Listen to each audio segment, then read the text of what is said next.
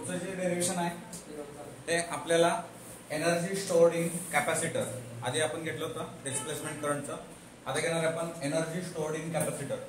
कॅपॅसिटरच्या सुरुवातीला आपण शिकत असताना सांगितलं होतं दोन चार्ज प्लेट आहेत, त्या दोन्ही चार्जच्या प्लेटच्या मध्ये आपल्याला काय एनर्जी स्टोर्ड करतो आपण. ओके, पण हे कशी असते टेम्पररी स्टोर्ड आहे. बट ती जी एनर्जी स्टोअर करतं कॅपॅसिटर ते किती आहे त्याचा फॉर्म्युला आपल्याला या ठिकाणी काढायचा आहे. Consider C be the capacitance of capacitor across that DC source applied.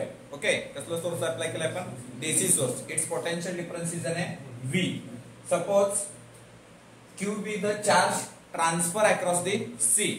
So that is the C is equal to Q upon V. So what is the V value? Here V is equal to Q upon C. V is equal to काय? Q upon C. आता इथं potential जे आलं ते Q means charge, C means काय? Capacitance of the capacitor. आता या ठिकाणी या कॅपॅसिटरच्या या दोन्ही चार्ज प्लेटच्या अक्रॉसला चार्ज ट्रान्सफर करायचा आहे. मग तिथला small amount of work done जर बघायचं झालं, वर्क डन म्हणजे काय? या दोन्ही प्लेटच्या मध्ये चार्ज ट्रान्सफर होतं म्हणजे काय होतं? वर्क डन होतं. Work done means dW into dW equal to V into dQ. dW is equal to काय असतं?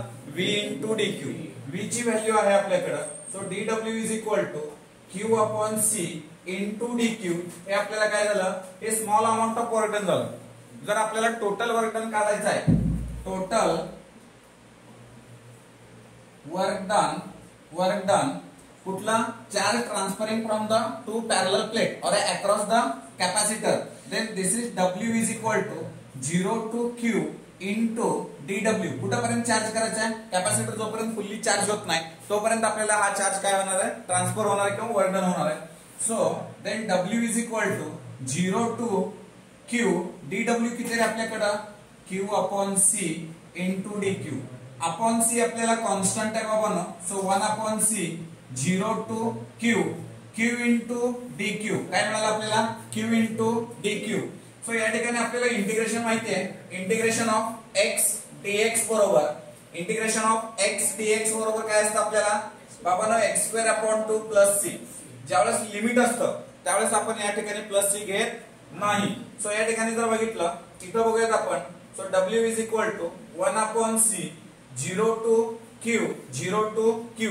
Q चा आता इथं इंटिग्रेशन जर काढलं आपण तर इंटिग्रेशन काढलं तर असं काय येणार आहे इथं? Q² upon 2 0 to Q. So then W is equal to 1 upon C. इथं काय केलं? एकदा Q ची व्हॅल्यू Q ठेवली आणि एकदा Q ची व्हॅल्यू काय ठेवली? 0 ठेवली. So Q² upon 2 minus 0 upon 2. बाबांनो W इज इक्वल टू आपण काय घेतलं बघा, इथं Q² आहे मग याच्यात 1 अपॉन 2 लिहिलं इथं. 1 अपॉन 2 Q² अपॉन C. हे आपल्याला आलं वर्क डन. वर्क डन म्हणजेच काय आपल्याला? एनर्जी. वर्क डन म्हणजेच काय? एनर्जी. सो या ठिकाणी मी लिहितो energy is equal to 1 upon Q² upon C. पण आपल्याला Q is equal to CV माहित आहे. Q इज इक्वल टू काय असतं? CV. ही व्हॅल्यू मी इथं पुटअप करतो तर मला एनर्जी बरोबर फॉर्म्युला काय मिळतो बघा? 1/2 C² V². जर Q² बरोबर घेतलं तर काय येते? C² V². डिवाइड बाय काय आपल्याकडे? C. एक CC कॅन्सल केलं तर एनर्जी बरोबर काय मिळालं बघा? 1/2 CV². 1/2 CV². हे काय मिळालं आपल्याला? Energy. This is the energy stored in the capacitor. हे काय आहे? एवढी एनर्जी आपल्याला काय मिळते कॅपॅसिटर मध्ये स्टोर्ड करता येतं. हे 3 मार्कासाठी एकदम सिंपल थिअरी लिहायची याच्यावर आणि हे डायरेक्टली हे डेरिव्हेशन असणार आहे. याच्यावर प्रॉब्लेम सुद्धा विचारले गेलेले आहेत. या